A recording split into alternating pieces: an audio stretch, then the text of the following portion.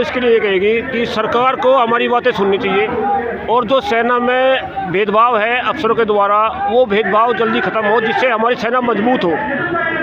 Sir ये भेदभाव तो अंग्रेजों के टाइम से चल रहा है, देखो आप आज आंदोलन ये भेदभाव तो लंबे टाइम चला रहा है, लेकिन कभी तो इसकी ख़त्म होने का समय आएगा ना, कभी तो ख़त्म होना चाहिए। भेदभाव अगर लगातार रहेगा तो सेना हमारी कमज़ोर होगी, अगर भेदभाव नहीं रहेगा तो सेना हमारी मजबूत होगी, जिससे देश जो है अपनी सेना के ऊपर गर्व कर सकता है। भेदभाव नहीं होना चाहिए। ये जो अग्निवीर है, मैं खुद एक सैनिक हूँ। अग्निवीर मैं तो नहीं मानता कि 4 साल में कोई अग्निवीर बन जाता है, क्योंकि मैं तो ये मानता हूँ कि सेना की नौकरी एक तरह से मतलब क्या है कि 15 साल का कठोर कारावास, आजीवन कारावास जो बोलते हैं, वो सैनिक की नौकरी होती है, जिसमें सैनिक का कोई अपनापन नहीं होता। 10 साल में जाकर कम से कम एक सैनिक जवान एक सेना की जिम्मेदारी लेने के योग्य बनता है। और ये जो भारत सरकार ने चलाई है 4 साल की अग्निवीर स्कीम, ये स्कीम सेना को कमज़ोर करने की स्कीम है। एक जवान एक टैंक चलाना कितने दिनों में सीख जाता है? एक टैंक चलाना कम से कम 10 साल का समय लगता है उसको उस माहौल में ढलने के लिए, सारी बातें सीखने के लिए और फिर खुद उसके ऊपर कंट्रोल करने के लिए। इसमें 10 साल समय कम से कम लगता है, और जब ही उसको कोई जिम्मेदारी देने के योग्य माना जाता है। वो 4 साल में कर पाएगा उस काम को? नहीं साहब, 4 साल में बिल्कुल नहीं। 4 साल में क्या होगा, सेना के अंदर जो है मनोबल डाउन होगा। एक तरीके से सरकार तो कह रही है हम लोगों को ट्रेनिंग दे रहे हैं, केवल ट्रेनिंग दे। देखो कितना बड़ा दुर्भाग्य है, सरकार कह सेना की ट्रेनिंग देकर के देश का खर्चा एक सैनिक के लिए पूरा करने के बावजूद, और उस सैनिक को देश की सेवा करने के बजाय उसको घर भेज, अगर उसको घर भेजे तो इसमें हानि देश के पैसे की हानि है, देश की जो सुरक्षा है उसकी हानि है। कम से कम मेरे अनुभव के हिसाब से एक फौजी को तैयार करने में 40,000 रुपये लगते हैं। कम से कम नहीं, महीने में 40,000 कम से कम लगते हैं बजट आता है। हाँ जी। तो अगर हर साल 4 साल के लिए आप सैनिकों को भर्ती करेंगे और 4 साल के बाद उन्हें निकाल देंगे तो कितना सरकार को कहाँ जाएगा फिर सड़कों पे? तो हर साल ये कमी है, काफ़ी हर साल अगर यही कार्य चलती रही तो सरकार को हानि होगी, और जो सैनिक देश की सेवा करने के योग्य बना था वो वहाँ से निकाल दिया जाएगा, और उसके अंदर मनोबल डाउन होगा। वो आकर के पता नहीं यहाँ क्या करेगा, कैसे एडजस्टमेंट होगा, अपने परिवार को कैसे चलाएगा। ये एक बड़ी संवेदना की बात है। तो मैंने सुना है कि जिन फौजियों को 4 साल के बाद निकाला जाएगा उन्हें 5 लाख रुपये मिलेंगे। 5 लाख रुपए उनको 5 लाख क्या करेंगे? 5 लाख दुकान बिंदे को छोटी निकाल देंगे कहाँ से? वे उन्हीं का तो काट कर दे रहे। देखो एक बात हमें कमी कर रहे हैं, वो उसका काट 5 साल में देंगे क्या? सेना की नौकरी में सेना का जॉब है, वो जॉब ऐसा है जिसमें एक पल भी अपना नहीं होता। नहीं, उनकी सैलरी भी तो कम है। जो 30,000 जो भारत सरकार अग्निवीर को 30,000 रुपये दे रही है, उसमें से 9,000 रुपये उसके काट रही है और 21,000 रुपये दे रही है। तो आज के समय में 21,000 रुपये में एक जवान का खर्चा ही खर्चा चलता है। वो घर कुछ नहीं लाएगा, घर लाएगा वो मनोबल डाउन। घर के अंदर जो कार्रवाई है वो सब बंद। मतलब एक तरह से ये कहो कि एक सैनिक बनाने के बाद उसके घर को बर्बाद करने का एक वो है तरीका। सवाल और सेवा की कमी है। आप भ्रष्ट अधिकारियों के खिलाफ आप यहाँ सब बैठे हैं, जो अधिकारी अपनी मनमानी करते हैं और नहीं चलने देते सैनिकों को।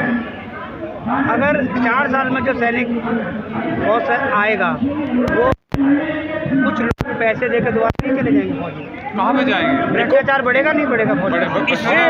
इससे दोनों काम बढ़ेंगे, ले जाएंगे, इससे दोनों काम बढ़ेंगे, बढ़ेगा भ्रष्टाचार और सेना में आपसी विद्रोह भी होगा। क्योंकि अगर जो जवान फिजिकल फिट होगा वो जवान वहाँ नहीं रहेगा। सेना की जो सेना के अफसरों की मनमर्जी से वासी जो जवान सेलेक्ट किए जाएंगे,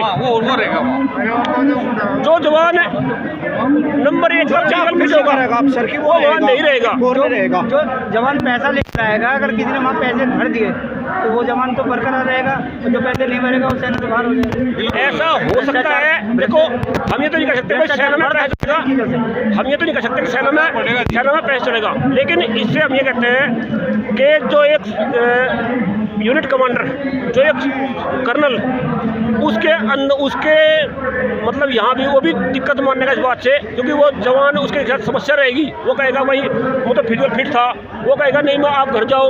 तो वहाँ सेना में जो एक प्लाटून होल्डार, जो सेना चलती है वो चलती है प्लाटून होल्डार लेवल पे, एक सेक्शन होती है। उस सेक्शन में जिस आदमी को ये मालूम है अगर मैं कल यहाँ से निकल जाऊँगा तो वो सहयोग नहीं करेगा। हमारा तो मानना है कि इससे अग्निवीर से देश की हानि होगी, और जो सेना के अफसरों की चमचागिरी करेगा वो फौज में बरकरार रहेगा, और बाकी फौज से बाहर हो जाएंगे। पहली बात तो ये तो देखो बड़े दुर्भाग्य का विषय है कि एक जवान को अपना काम जानने के बावजूद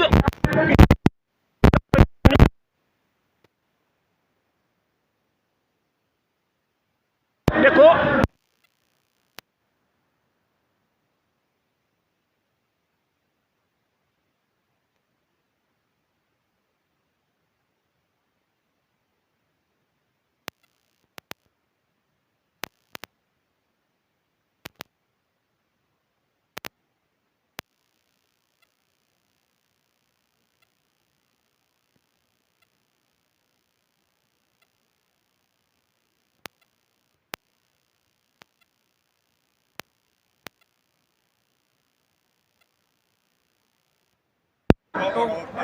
तो उसमें लगा दी हमने खाने में प्याने में। सर जो 4 साल में आएगा उसको गांव में लोग फौजी कहेंगे क्या? नहीं, फौजी कहाँ कहेंगे उसको? उसके पास क्या होगा फौजी के लिए? वो खुद ही गवर्नमेंट नहीं छुट्टा फौजी बोलेगा। कौन कौन कहेगा? गवर्नमेंट नहीं फौजी। जैसे आप अपने आप को गर्व से कहते हैं हम फौजी है, हाँ, हम कहते हैं हम गर्व से आप सेना में लड़े हैं, हम सेना में लड़े हैं, हमने सेना को 18 साल दिए हैं, हमारे सामने सेना की कारगिल लड़ाई हुई है। उसके बाद में हम कश्मीर में 13 साल रहे हैं लगातार। तो हम तो सैनिक हैं, लेकिन जो सैनिक 4 साल में अग्निवीर के द्वारा पार आएंगे, ये बेसिक ट्रेनिंग उनकी हो ही नहीं। वो गर्व से कह पाएंगे हम फौजी हैं? उनका मनोबल नहीं टूट जाएगा, उनका मनोबल नहीं टूट जाएगा। उनका मनोबल भी डाउन होगा, जिस परिवार से हुआ है उसका मनोबल भी डाउन होगा, और देश की सेना का मनोबल भी डाउन होगा। बहुत अच्छा। जो हमारा भाई बॉर्डर के ऊपर शहीद होता है, जो उसकी वीर नारी है, उनके सामने बहुत बड़ी प्रॉब्लम है। और जो ये हमारा धरना है, कहीं ना कहीं ये भी उनसे जुड़ा हुआ है। 9,000 रुपये जो एक हमारी वीर नारी है उसको मिलता है पेंशन, और साथ में उधर एक अफसर की वीर नारी है दूसरे बच्चे उसको मिलता है 78,000 रुपये। 9 और 78 जो चीज़ें क्या है, कुछ चीज़ ऐसी होती है जो इक्वल होनी चाहिए। शहीद होने के बाद चाहे वो अफसर हो चाहे जवान, जो पैसा मिलता है वो बराबर होना चाहिए। इससे वो अपना परिवार, अपने बच्चे, उनको कभी भी ये ना लगे हम एसआई हैं।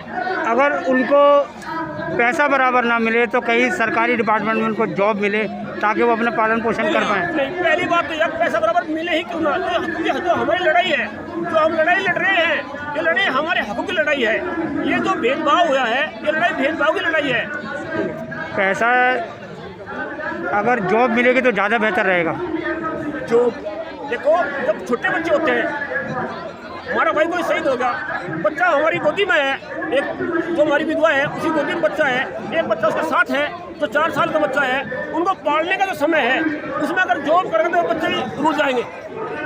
लेकिन इसमें सरकार को अपने खर्चे से जो उसका परिवार है उस परिवार की देखरेख करनी चाहिए, ना कि उसकी पेंशन 9,000 और उसकी पेंशन 78,000। ये बहुत गलत है। एक शहीद सैनिक बॉर्डर पे लड़ता है, अफसर भी बॉर्डर पे चलो मान ले, लेकिन जो एक सैनिक बॉर्डर पर लड़ता है और वो लड़ता नहीं है मेरा देश मेरा देश मेरे लिए, पति को एक मेरे अवसर घर का के दिया, लिए पति एक लगातार जवान भी गया। मेरे घर वालों को कोई समस्या नहीं आने देगा, इसलिए वो अपने प्राणों का बलिदान इस देश के लिए बॉर्डर में करता है। आप कुछ कहेंगे इस बारे में? हाँ जी, हाँ, पति तो एक जवान का भी गया, पति एक अफसर का भी गया, पति तो दोनों के ही गए, तो फिर भेदभाव क्यों? सुविधाएं होनी चाहिए उनके लिए। उनके लिए सुविधाएं होनी चाहिए, पूरी होनी चाहिए। हम उनके हमें चाहे हमारी पेंशन कार्ड दे, उनको जरूर बढ़नी चाहिए। तो पेंशन क्यों काटे? सरकार को पैसे कमी है क्या? है जी, सरकार के पास पैसे की कमी है क्या? पैसे कोई कमी तो नहीं। फिर आपका हिस्सा क्यों काटा जाए? उनको देखने से 9,500 में क्या खरीदा? फौजियों का हिस्सा क्यों काटा जाए? सरकार अपने हिस्से दे दे। सबकी सेवा करनी, सबकी चप्पल जूती, सबके घर का इतना चाल उनका देखो जी, बचता उसके बाद। जो हमारी लड़ाई है, हमारी लड़ाई इन्हीं मुद्दों को लेकर लड़ाई है। जो आज हम घर से यहाँ हमारा रिटायरमेंट होने के बावजूद, मैं 2 मिनट के बाद आ जाऊँ। ठीक है।